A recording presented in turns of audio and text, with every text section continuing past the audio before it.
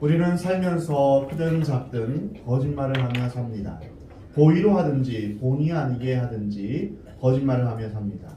오늘 주제는 바로 이와 관련이 있습니다. 맹세와 거짓말이 무슨 연관이 있느냐 하겠지만 실은 아주 깊은 관계가 있습니다. 예수님은 그리스도인들이 의롭게 살아야 한다고 말씀하시면서 살인, 간음, 이혼에 이어서 오늘 본문 말씀을 통하여서 맹세에 대해서 말씀하십니다. 사람들은 어떤 사실을 주장하기 위해서 곧잘 맹세를 합니다. 사람들이 너무 많이 약속을 깨기 때문에 맹세라는 것을 통해서 약속을 꼭 지키겠다라고 다짐하는 것입니다. 어떤 사람은 자신의 명예를 걸고 맹세를 하기도 합니다. 또 어떤 사람은 하나님의 이름이나 성경의 이름으로 맹세를 합니다. 때로는 하늘이나 땅을 두고 맹세하기도 합니다. 사람들이 왜 그처럼 열심히 맹세를 할까요? 그것은 자기 말에 자신이 없기 때문입니다. 다시 말하면 다른 사람이 자기 말을 잘 믿어주지 않을 것 같으니까 어떤 절대 권위를 빌려서 맹세를 하는 것입니다. 이런 사람들은 자신이 말을 하면서도 스스로 불안해서 온갖 형태의 과장된 표현과 화려한 말과 변명과 합리화로 복잡한 말을 합니다. 그러나 진실한 말은 언제나 단순하고 정직하고 갈등이 없습니다. 우리는 말을 많이 하고 삽니다. 말을 잃어버린 사람은 어떤 의미에서 삶을 포기한 것 같은 인상을 줍니다. 그러므로 말을 한다는 것은 살아있다는 것을 보여주는 것입니다. 일반적으로 사람들은 생각하고 행동하기보다는 말하기를 더 좋아합니다. 그래서 말에 실수가 있고 말로 인한 화가 있는 것입니다. 야고보 사도는 우리가 다 실수가 많으니 만일 말에 실수가 없는 자라면 곧 온전한 사람이라. 능히 온몸도 굴레 씌우리라 라고 말했습니다. 이어서 야고보 사도는 혀는 길들일 수가 없으며 쉬지 아니하는 악이요 죽이는 독이 가득하다고 말했습니다. 이처럼 정직과 거짓은 어떤 말을 하느냐로 판명됩니다. 이것이 우리 삶의 기초를 이루는 것입니다. 그러므로 하나님이 원하시는 사회는 의로운 사회로서 거짓말이 없는 사회입니다. 오늘날 수많은 성도가 있다 할지라도 기독교가 사회에서 능력이 없는 것은 그리스도인들이 아직 정직한 단계에 들어오지 않았기 때문입니다. 그리스도인들의 숫자가 많아서 세상이 변하는 것이 아니라 우리의 말과 행실이 일치할 때 세상은 변하게 될 것입니다. 그런데 이처럼 중요한 맹세나 정직에 대해서 서기관과 바리새인들은 말씀을 잘못 해석하고 오용했습니다. 외형적으로 율법을 누구보다도 잘 지킨다고 자부했지만 서기관과 바리새인들은 하나님과 가장 동떨어진 자리에서 하나님을 제일 잘 섬긴다고 착각하고 있었습니다. 그들의 잘못된 이해와 적용은 무엇일까요? 오늘 본 말씀 33절 말씀입니다. 또 옛사람에게 말한 바 헛맹세를 하지 말고 또 내 맹세한 것을 주께 지키라 하였다는 것을 너희가 들었으나. 하나님을 안 믿는 것보다 더 나쁜 것은 하나님의 말씀을 교묘하게 바꾸어서 자기가 편리하도록 믿는 것입니다. 이것은 굉장한 무서운 결과를 낳습니다. 이미 믿는다고 하면서 성경을 이용하고 종교를 이용하면 다시 전도하고 회개할 기회가 없기에 저주만 남습니다. 오늘 본문 33절 말씀은 구약에서 어떻게 말씀하실까요? 레위기 19장 12절 말씀입니다. 너희는 내 이름으로 거짓 맹세함으로 내 하나님의 이름을 욕되게 하지 말라. 우리가 하나님의 이름으로 맹세를 하였지만 지키지 못하면 누가 욕을 먹게 될까요? 하나님이 욕을 먹게 되는 것입니다. 예전에 청와대를 사칭해서 부당한 이익을 취하고 다른 사람에게 피해를 주었다는 뉴스를 우리가 종종 들었습니다. 그러면 그런 대통령의 이름을 사칭한 죄가 있는 것입니다. 하나님의 이름으로 맹세하고 지키지 않는다면 하나님의 이름을 사칭한 것과 같은 것입니다. 교회가 잘못되고 성도 한 사람 한 사람이 하나님의 뜻대로 살지 못한다면 하나님이 대신 욕을 먹게 된다는 것입니다. 세상에서 예수를 잘 믿는다고 하면서 거짓말 잘하고 이기적이고 정욕적으로 살아간다면 그 사람을 욕하는 것이 아니라 하나님을 욕되게 하는 것입니다. 민수기 30장에 사람이 여호와께 서원하였거나 결심하고 서약하였으면 깨뜨리지 말고 그가 입으로 말한 대로 다 이행할 것이니라. 우리가 마음에 하나님께 서원한 것이 있으면 사람에게 말하지 않았을지라도 꼭 지키라는 말씀입니다. 하나님은 그것을 모두 기억하고 계십니다. 내 하나님 여호와께 서원하거든 갚기를 더디하지 말라. 내 하나님 여호와께서 그것을 내게 요구하시리니 더디면 그것이 내게 죄가 될 것이라. 내가 서원하지 아니하였으면 무죄하리라. 그러나 내 입으로 말하는 것은 그대로 실행하도록 유의하라. 이것이 바로 약속, 맹세에 대한 구약에서의 하나님의 뜻입니다. 하나님은 이혼의 경우에 있어서도 인간의 정욕 때문에 결혼을 파기하려는 그러한 악한 본성을 극도로 제한하려고 이혼 증서를 써주라고 하였습니다. 이와 마찬가지로 맹세에 있어서도 인간의 타락한 본성과 또한 거짓말하는 것, 계약을 파기하는 것, 위증하는 것, 이것을 막기 위해서 이 계명을 주신 것입니다. 맹세를 하지 말라라는 것은 지키지 못할 맹세를 아예 하지 말라는 것입니다. 여기서 우리는 하나님께서 우리에게 주신 율법을 주신 이유를 분명히 알 수 있습니다. 맹세하지 말라는 또 한 가지 이유는 하나님의 백성들로 하여금 이기적이고 사소한 문제들로 하나님의 이름을 망령되이 일컫지 않게 하는데 그 뜻이 있습니다. 함부로 맹세함으로 생기는 혼란을 막고 동시에 거짓말 잘하고 불리하면 약속을 지키지 않는 인간의 그 거짓된 마음을 제어하기 위해서 법으로 제어하신 것입니다. 내 이익이나 내 명예를 위해서 하나님의 신용을 끌어오는 것, 이것은 잘못된 것입니다. 이것은 완전히 주객이 전도된 것입니다. 즉 하나님을 내 편으로 끌어들이려고 하지 말고 내가 하나님 편에 서야 하는 것입니다. 내가 하나님의 종이 되고 하나님의 백성이 되어서 하나님의 뜻에 나를 복종해야 옳은 것입니다. 그래서 우리가 나의 뜻을 먼저 정하고 하나님의 이름으로 맹세하는 것은 결정은 내가 내리고 뒤처리는 하나님 알아서 하세요. 잘 해주리라 믿습니다. 이렇게 말하는 것과 같습니다. 우리에게는 맹세하는 것보다 먼저 하나님의 뜻을 분별하는 것, 하나님의 뜻을 먼저 듣는 것이 더 중요합니다.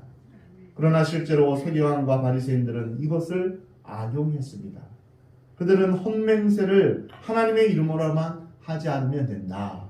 하나님의 이름으로 하는 것은 꼭 지키되 다른 이름으로, 즉 하나님의 이름으로 하지 않고 한 맹세는 별로 중요하지 않다.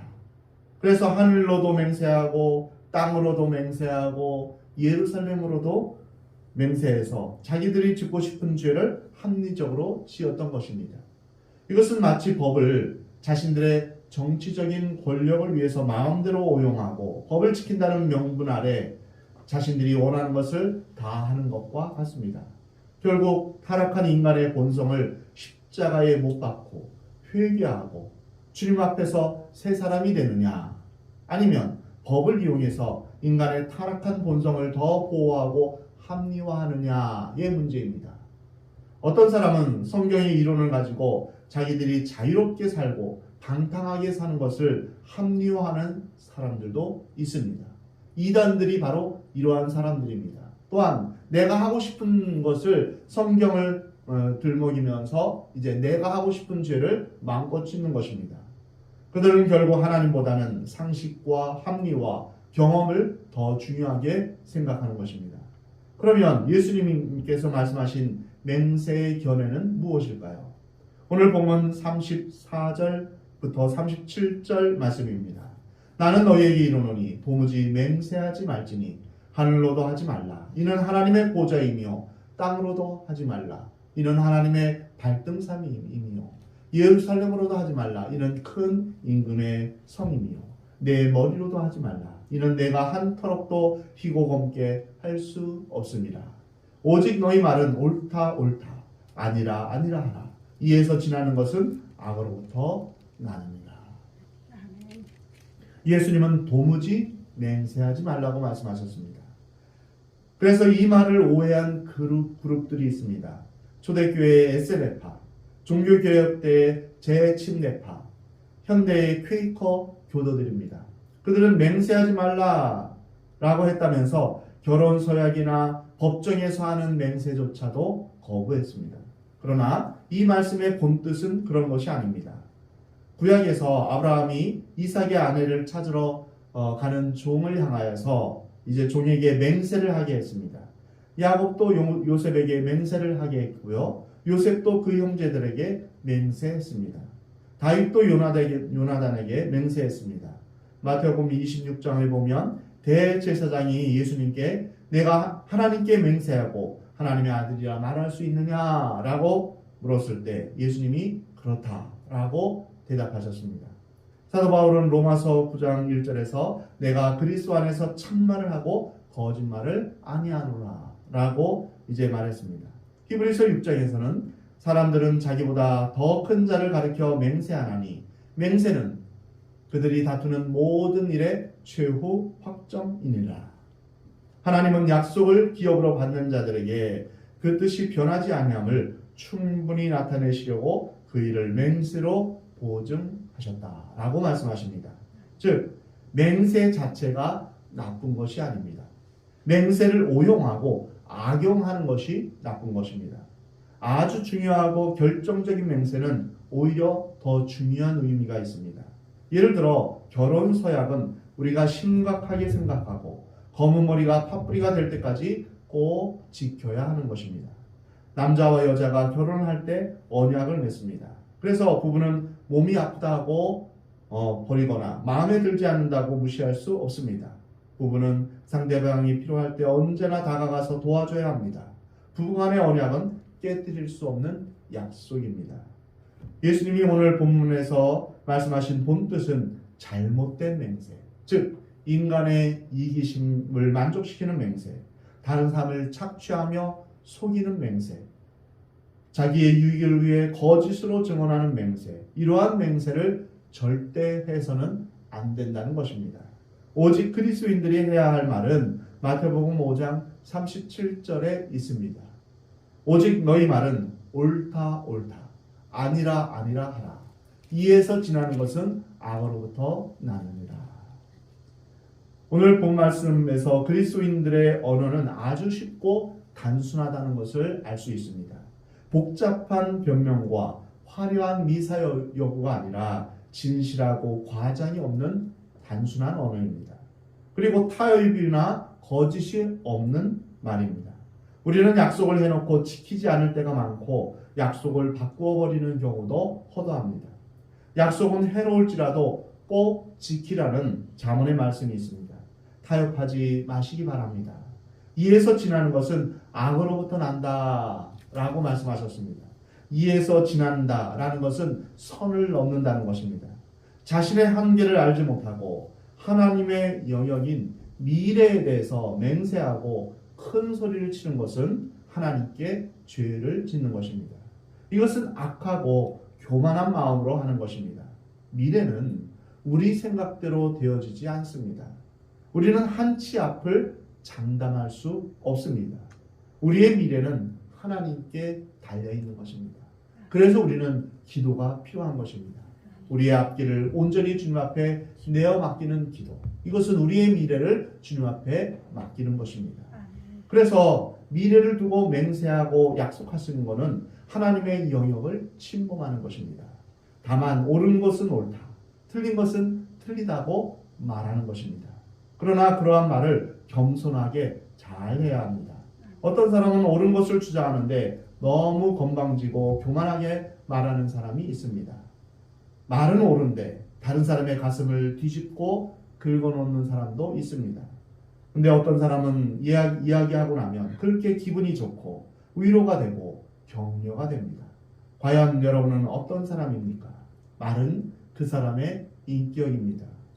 37절 말씀에서 우리는 말 속에 책임이 따른다는 것을 알 수 있습니다. 곧 예, 아니요, 대한 책임을 져야 한다는 것입니다. 만약 어떤 사실이 틀렸다고 비판했다면 그것에 대한 책임을 끝까지 져야 합니다. 아니면 말고, 어떤 사실을 터뜨렸다가 아니면 말고, 이것은 악한 것이다 라고 하나님은 말씀하시는 것입니다. 남을 비판하거나 선동해 놓고 도망가면 안 됩니다. 그것은 그리스도인의 언어 생활이 아닙니다. 성경은 비판을 받지 아니하려거든 비판하지 말라라고 말씀하십니다. 그리고 그리스도인들은 어떠한 경우에도 폭력을 써서는 안 됩니다. 끝까지 참고 마지막에 이겨야 합니다. 그리스도인 정치가들은 공약을 잘 지켜야 합니다. 그리스도인 부부는 결혼 서약을 지켜야 합니다. 그리스도인 사업가는 정직해야 합니다. 우리는 어떤 경우에도 의증해서는 안 됩니다. 우리 마음에서 거짓말을 몰아내고 깨끗하고 순결한 그리스도의 영을 받아 살아야 하는 것입니다. 우리는 예수님의 언어 생활을 되돌아볼 필요가 있습니다. 예수님의 말씀은 어려운 말씀이 없었습니다. 단순하고 정직하고 능력이 있었습니다. 말씀이 곧 행함이었고 언제나 말씀에 대한 책임을 지셨습니다. 예수님은 자신이 못 박혀 죽을 것이고 사흘 후에 부활하리라는 이러한 말씀을 하셨습니다. 그 말씀에 책임을 지셨습니다.